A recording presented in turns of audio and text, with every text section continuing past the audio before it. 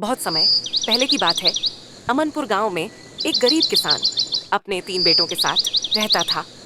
उसके तीनों बेटे बहुत अलग थे, लेकिन हर एक में कोई न कोई खास शक्ति थी जिसे वे खुद भी पूरी तरह नहीं समझते थे।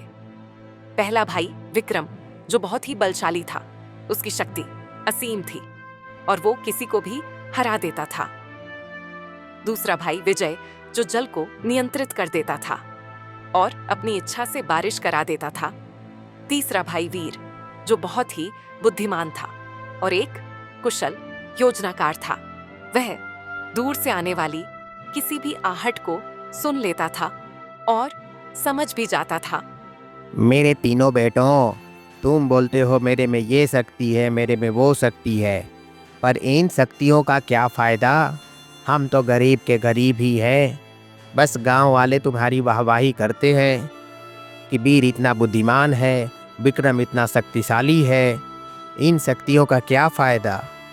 और तुम पानी पी जाते हो, उसका क्या करना है? हम तो उसी खेतों में मजदूरी कर रहे हैं जो अपना खेत है। बेटा, इन शक्तियों से अपनी गरीबी नहीं मिटने वाली। नहीं पिताजी, हमारे शक्ति के अनुरूप कोई काम ही नहीं मिलता। हमारे शक्ति के अनुरूप अगर काम मिलेगा तो हम जरूर साबित करेंगे कि हम तीनों किस काम के हैं। अरे कब साबित करोगे?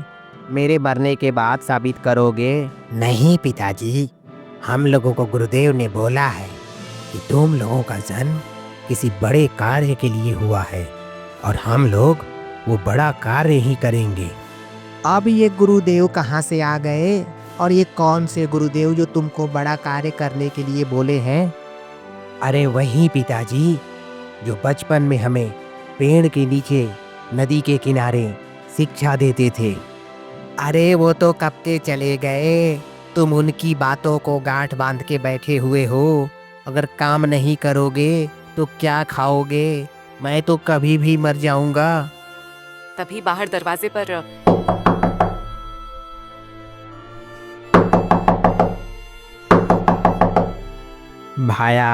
भाया विक्रम, जरा बाहर आना।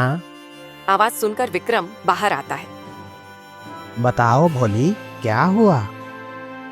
भाया, गांव आने वाली सड़क पे एक पेड़ गिर गया है। वो हम सबसे नहीं उठ रहा है। आप चलोगे तो उस पेड़ को उठा दोगे, बड़ी मेहरबानी होगी।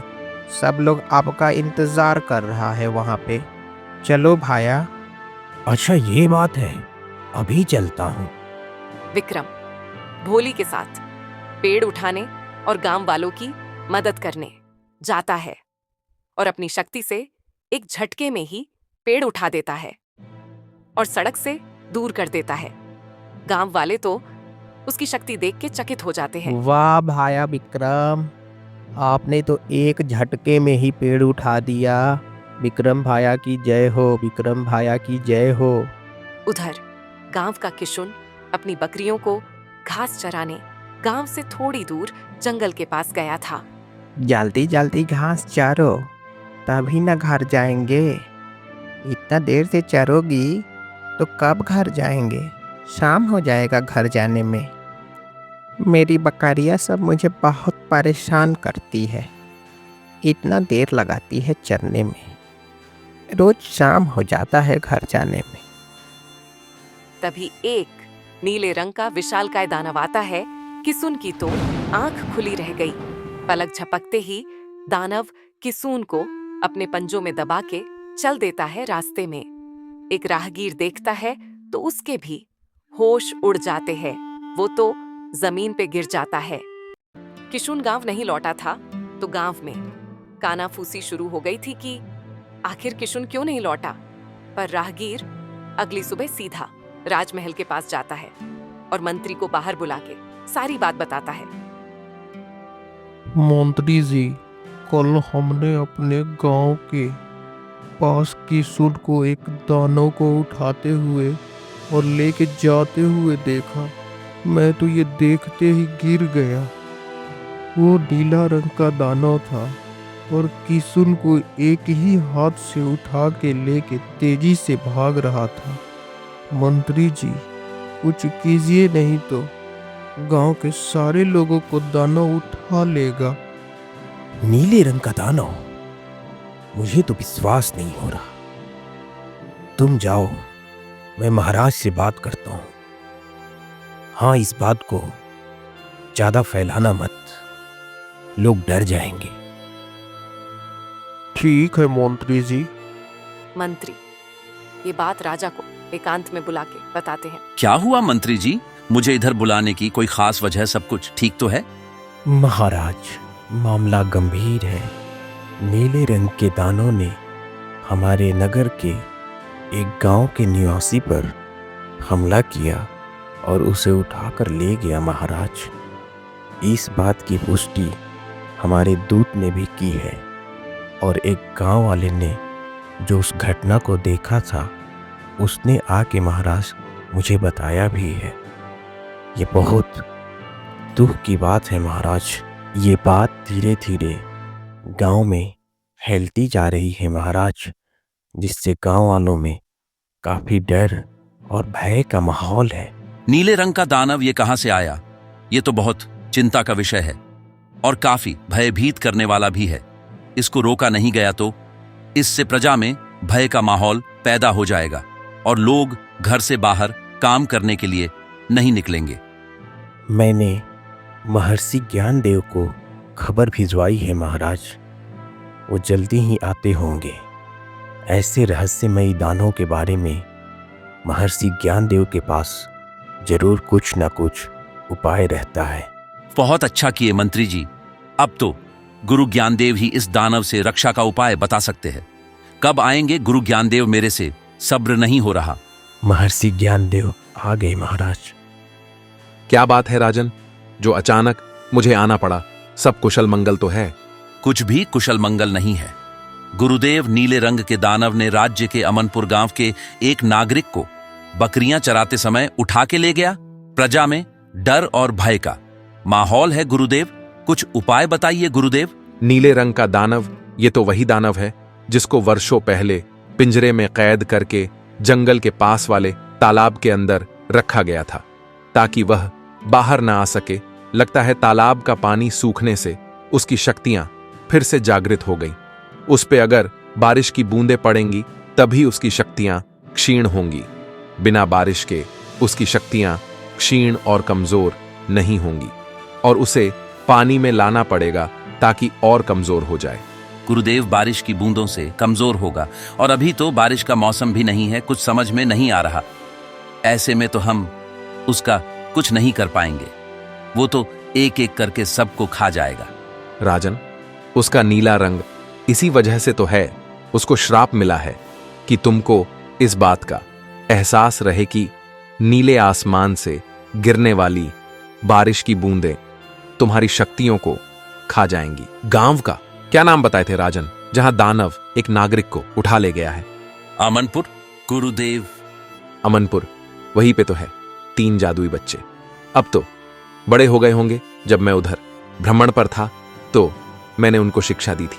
बहुत ही कमाल के बच्चे थे। एक तो बहुत तेज और शक्तिशाली, दूसरा किसी भी दूर की आहट को समझ जाता था और तीसरा कभी भी पानी की बारिश करा देता था। ये तीनों मिलकर अगर काम करे तो उस दानव को फिर से कैद किया जा सकता है।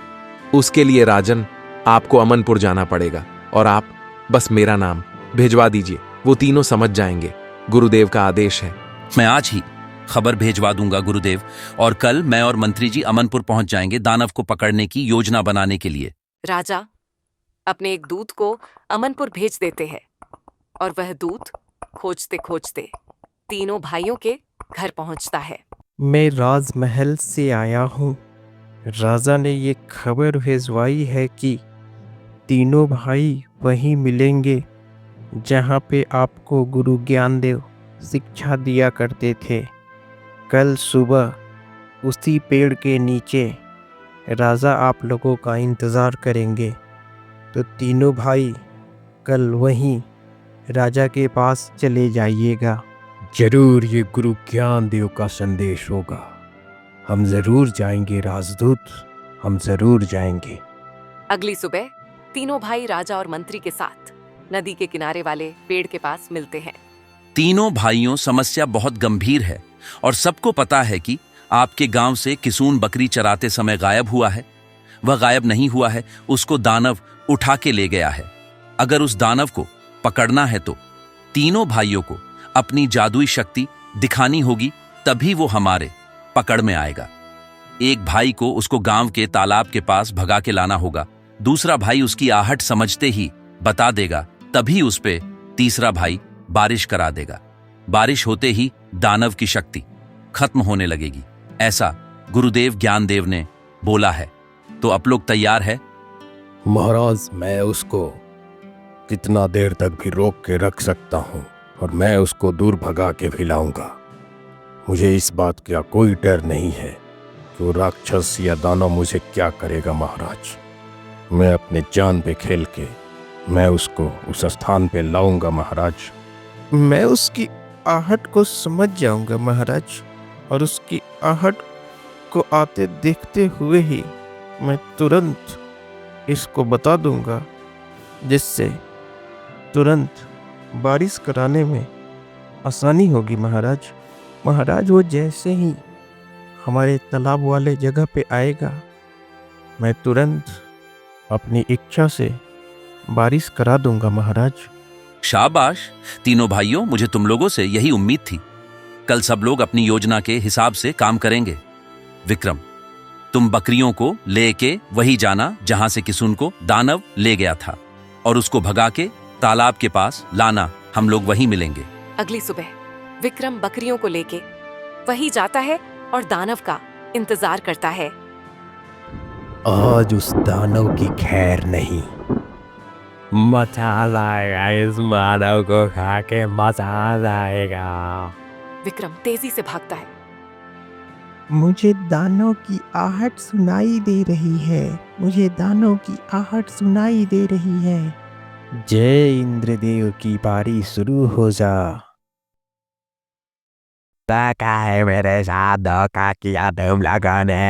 ऐसी बारिश कहाँ हो रही थी, धोखा किया है, धोखा मैं छोड़ूंगा नहीं कैसे का।